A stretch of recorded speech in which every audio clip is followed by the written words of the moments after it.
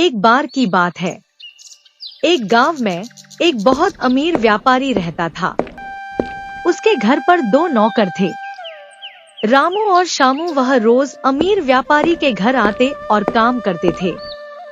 रामू बहुत ईमानदार और मेहनती था और शामू कामचोर और लालची था। एक दिन की बात है, अमीर व्यापारी ने तिजोरी में से अपने व्यापार के लिए पैसे निकालता है और गलती से तिजोरी खुली छोड़ देता है। अगले दिन व्यापारी अपने पैसे तिजोरी में रखने जाता है और जब तिजोरी खोलता है तो वह तिजोरी को देखकर परेशान हो जाता है। वह देखता है कि तिजोरी में से पैसे गायब थे। यह देखकर अमीर व्यापारी सोच में पड़ जाता है कि पैसे किसने चुराए होंगे। उसका शक अपने दोनों नौकर रामू और शामू पर जाता है। उसी गांव में एक होशियार और अक्लमंद मुखिया रहता था।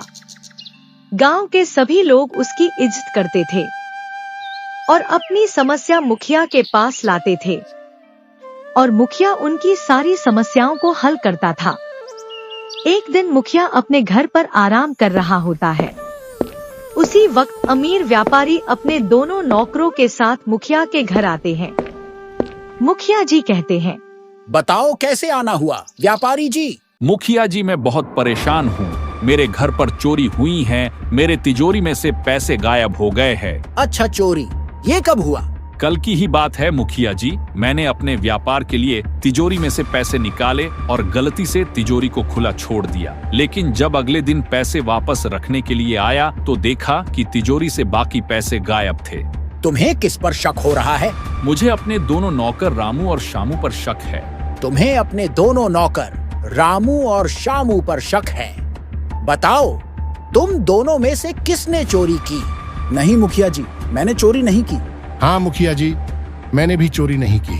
मुखिया जी सोच में पड़ जाते हैं कि इन दोनों में से चोरी किसने की होगी।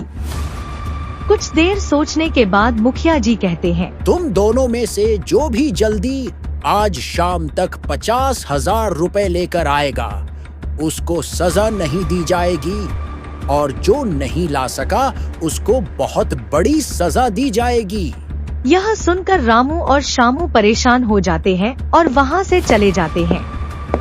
शाम का वक्त हो जाता है। रामू और शामू दोनों मुखिया जी के घर आते हैं।